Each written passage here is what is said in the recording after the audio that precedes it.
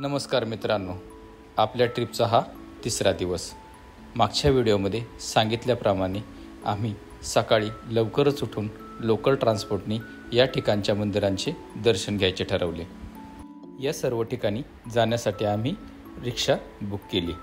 या रिक्षाचे भाडे आम्हाला 500 रुपये पडले. यामध्ये तो सर्व ठिकाणी घेऊन जाणार होता. यामध्ये पहिल्याच ठिकाणी म्हणजे राजा भर्तहरी गुफा पाहण्यासाठी तो आम्हाला घेऊन गेला. या ठिकाणचे रस्ते अरुंद आहेत, त्यामुळे आम्ही गाडी हॉटेलवर ठेवून रिक्षाने यायचा निर्णय घेतला. मी सुद्धा तुम्हाला असा सल्ला देईन की तुम्ही सुद्धा या ठिकाणी आल्यावर या सर्व ठिकाणांसाठी एक रिक्षा बुक करा.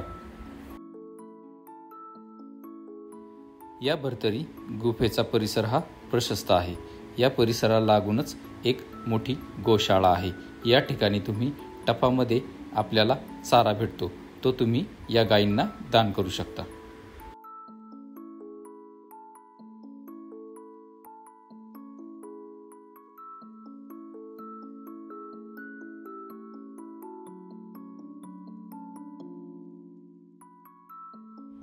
गुफेकडे जाण्याचे प्रवेश फलक आपल्याला या ठिकाणी पाहायला भेटतात.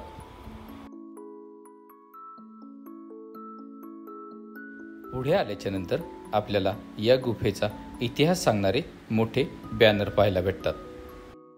या गुहेमध्ये एका वेळेस फक्त 50 व्यक्तींनाच प्रवेश आहे. गुहेच्या आत आणि बाहेर जाण्यासाठी एकच मार्ग आहे.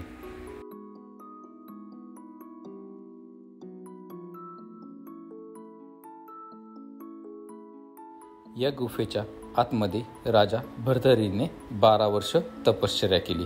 तीच ही जागा. तपश्चर्या केलेल्या जागेवर जाण्यासाठी या ठिकाणी प्रतिबंध आहेत. या गुफेच्या आतमध्येच एक नीलकंठेश्वर महादेवाचं मंदिर आहे. या मंदिराच्या आतमध्ये फोटो व शूटिंग काढण्यास मनाई आहे. गुहेतून बाहेर आल्याच्या नंतर आपल्याला हे नाथांचं मंदिर पाहायला भेटतं. पुढे आम्हाला रिक्षावाला घेऊन गेला ते माँ कालिका मंदिराकडे. हे अंतर जवळपास 1 ते 1.5 किलोमीटर एवढं आहे.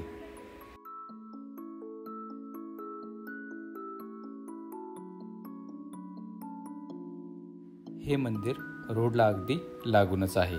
बाहेर आपल्याला पूजेच्या साहित्याची दुकानं पाहायला भेटतात. मंदिराच्या आत शूटिंग करण्यासाठी मनाई आहे. या ठिकाणी आमचं दर्शन हे 5 ते 10 मिनिटात झालं व तेथून पुढे आम्ही निघालो ते कालभैरव मंदिराकडे. गडकालिका माता मंदिर व कालभैरव मंदिर या दोन्हीमधलं अंतर सुद्धा 1.5 किलोमीटरचं आहे.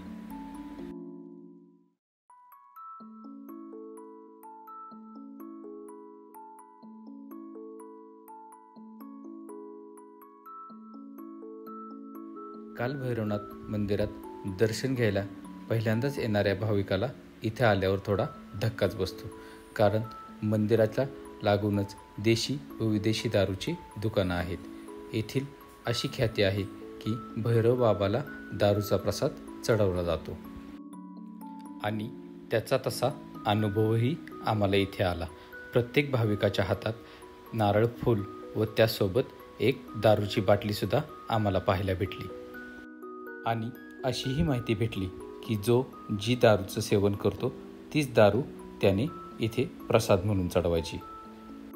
मंदिराच्या बाहेर दर्शन रांगेसाठी बॅरिकेड लावलेले आहेत. या प्रत्येक बॅरिकेडला आपल्याला वेगवेगळ्या रंगाचे धागे बांधलेले पाहायला भेटतात. भाविकाच्या मनात जी इच्छा असते ती इच्छा व्यक्त करून तो भाविक या बॅरिकेडला धागा बांधतो. कालभैरव बाबांचं दर्शन घेऊन आम्ही पुढे निघालो ते मंगलनाथ मंदिराकडे. कालभैरव मंदिरापासून हे मंगलनाथ मंदिर 2.5 किलोमीटरवर आहे. येथील मंदिर व मंदिराचा परिसर अतिशय भव्य दिव्य आहे.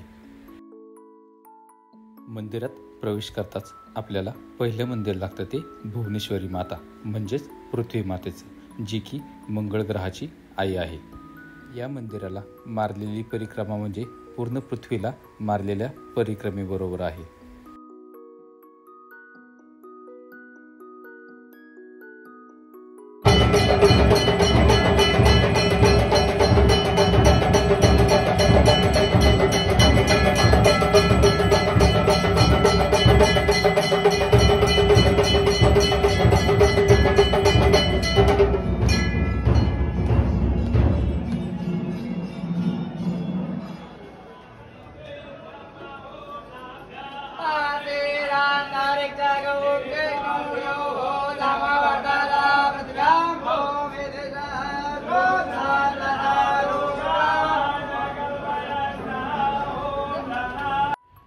आम्ही मंदिरात आलो आणि आरती चालू झाली.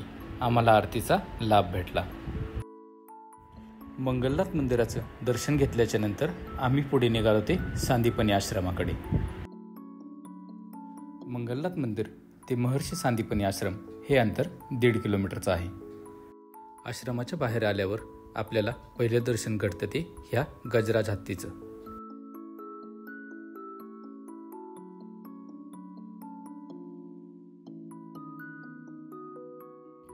या आश्रमामध्ये भगवान श्रीकृष्णांनी त्यांचं लहानपणीचं शिक्षण घेतलेलं आहे. तीच ही जागा. या ठिकाणी त्यांचं मंदिर असून मंदिराच्या आतमध्ये शूटिंग करण्यास मनाई आहे. मंदिराच्या मागील बाजूस आपल्याला श्री सर्वेश्वर महादेवाचं मंदिर पाहायला भेटतं. याच मंदिरात महर्षी सांदीपनी हे तपश्चर्या करत असत. त्यामुळे याला तपस्यास्थली असे म्हणतात.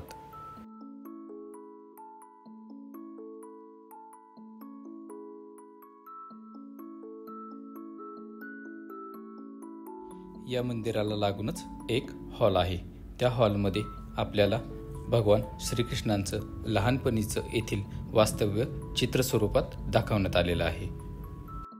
भगवान श्रीकृष्णांबरोबरच या ठिकाणी बलराम दाऊ सुद्धा त्यांच्याबरोबर शिक्षणासाठी होते. या ठिकाणी त्यांनी 14 विद्यांचं शिक्षण घेतलं. मित्रांनो, हा आश्रम पाहून झाल्याच्या नंतर आपल्याला पुढील प्रवासाला निघायचं आहे. आपला पुढचा प्रवास आहे उज्जैन टू आग्रा. जवळपास 590 किलोमीटरचा हा प्रवास असणार आहे.